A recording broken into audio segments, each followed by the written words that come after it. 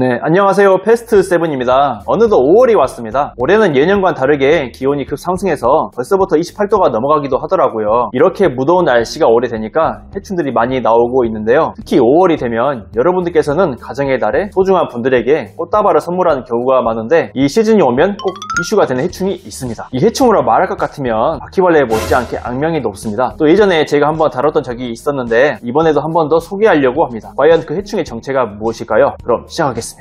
여러분들은 한 번쯤 집안에서 콩알처럼 아주 작은 타원형의 갈색의 벌레를 보신 적이 한 번쯤 있으실 겁니다. 2mm 정도로 매우 작은 녀석이 잘 기어다니고 건들면 가만히 죽은 척을 하지 않나. 게다가 생각보다 엄청 잘 날아다니면서 잽싸게 도망도 잘 갑니다. 바로 건연벌레라 불리우는 작은 딱정벌레 종류인데요. 이 녀석은 워낙 악명이 높은 해충이라서 일찌감치 다뤘던 적이 있었는데 건연벌레 대략적인 식성과 설명에 대해서는 제가 4년 전에 찍어 올린 영상이 있는데 여기에 앞서 소개했으니까 이 영상을 보시는 것을 추천드리지 않습니다. 아니 이때 제가 머리 스타일이 영 그지같이 나와가지고 너무 부끄러워요. 뭐 아무튼 건연벌레는 집안의 보관 중인 식료품을 가리지 않고 침투해서 번식하는 해충인데 침투 범위가 정말로 광범위합니다. 번식력은 또 얼마나 좋은지 알을 수백 개씩 산란하는데요. 그래서 나중에 번식지를 털어보면 건연벌레가 수천 수백 마리가 기본으로 나옵니다. 개체수가 정말 많이 발생하거든요. 북어포, 말린 멸치, 오징어 같은 건어물부터 포함해서 게사료, 고양이 사료, 열대어 사료, 동물의 건조표본 등등 공통적으로 단백질이 풍부한 건조한 것들을 좋아하고요. 심지어 말린 채소,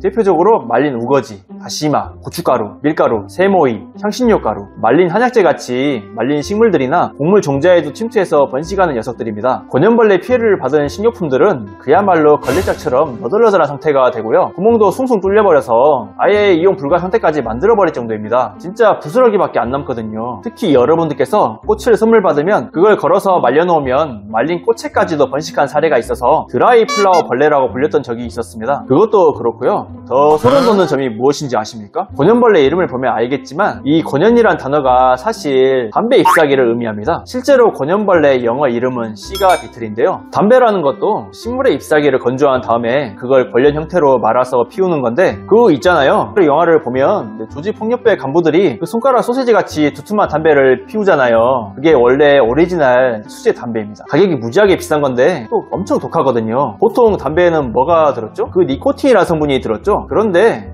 그 니코틴 성분이 몸에 들어오면 기분이 좋아지는 각성 효과를 나타내는데 이 니코틴이 사실은 살충제로 쓰이는 물질입니다. 실제로 살충제 회사에서 니코틴 성분을 기반으로 살충제 성분들이 만들어지고 있거든요. 그런데 건연벌레가 글쎄 이 담배 잎사귀를 말리면 그곳에 번식해서 잎사귀를 다 갉아먹어 버립니다. 무려 살충제 성분이 가득한 담배잎도 거리낌 없이 갉아먹는데 정말 소름 돋지 않습니까? 정말 이 미친 녀석들이 따로 없습니다. 이게 바로 건연벌레 실체입니다. 하지만 이 건연벌레가 더 큰 문제가 되는 건 번식 과정에서 건연벌레 기생을 하기 위해 건연침벌이라는 작은 개미를 닮은 곤충이 같이 유인되어 들어옵니다. 이때부터는 정말 일이 커지게 됩니다. 왜냐하면 건연침벌이 정말 벌처럼 독침을 가진 곤충이다 보니까 종종 사람을 독침으로 공격하는데 통증, 두드러기, 알러지 증상을 유발합니다. 실제로 피해 사례가 꽤 많아요. 이런 이유 때문에 건연벌레가 바퀴벌레 못지않은 최악의 해충으로 보는 것이죠.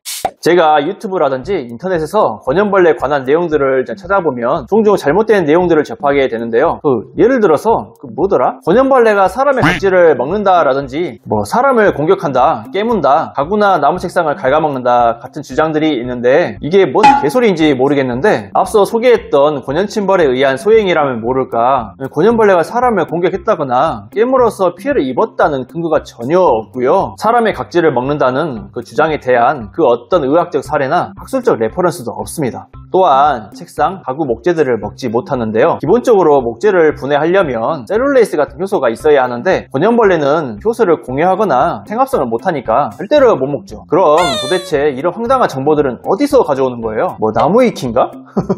일반인들이야 곤충 해충을 잘 모르니까 그럴 수 있겠는데 문제는 이름만 들어도 다들 아는 방역회사의 전직 방역맨들 중에 스스로 전문가라고 자부하면서 유튜브에다가 이런 황당한 소리를 하더라고요. 이러면 전공자들이 비웃어요. 괜히 잘 모르면서 어설프게 아는 척을 하면 다 뽀록나거든요. 그것도 그렇고 나중에 기회가 되면 이쪽 업계에 대해서 썰을 한번 풀어볼까 생각도 드는데 이쪽 업계가 아무튼 그래요.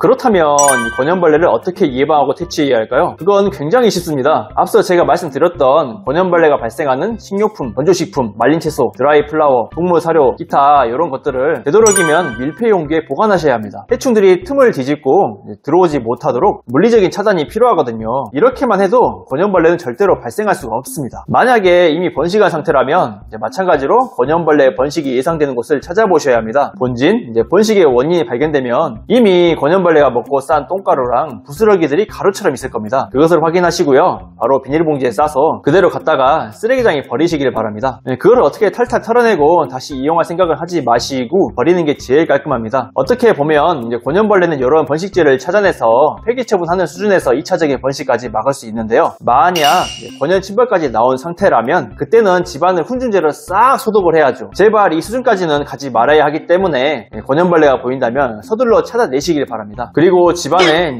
이미 수많은 권연벌레들이 우르르 쏟아져 나온 상황이라면 살충제를 사용한다거나 직접 때려잡는 방법도 있는데 직접 잡기가 정말 쉽지 않습니다. 생각보다 비행도 잘하거든요.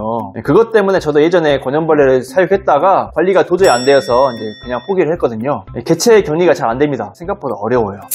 그럴 때는 권연벌레 트랩 같은 것들을 한번 설치해서 유인해서 잡아보시길 바랍니다. 저희 회사에서도 권연벌레 전용 트랩이 나와 있는데 이렇게 트랩 안에 권연벌레를 유인하는 페로몬 냄새가 풍기는데 권연벌레가 냄새를 맡고 들어왔다가 잡히는 거죠. 트랩도 좋고 다 상관없지만 무엇보다도 권연벌레 번식지를 최우선적으로 찾아내서 제거하는 게 가장 확실한 방법이라고 할 수 있겠습니다. 오늘은 권연벌레에 대해서 간단히 요약하고 몇 가지 내용들을 나눠 보았는데요. 다음에는 더 유익한 내용으로 찾아뵙도록 하겠습니다. 영상이 유익하셨다면 좋아요와 구독을 눌러주세요. 감사합니다.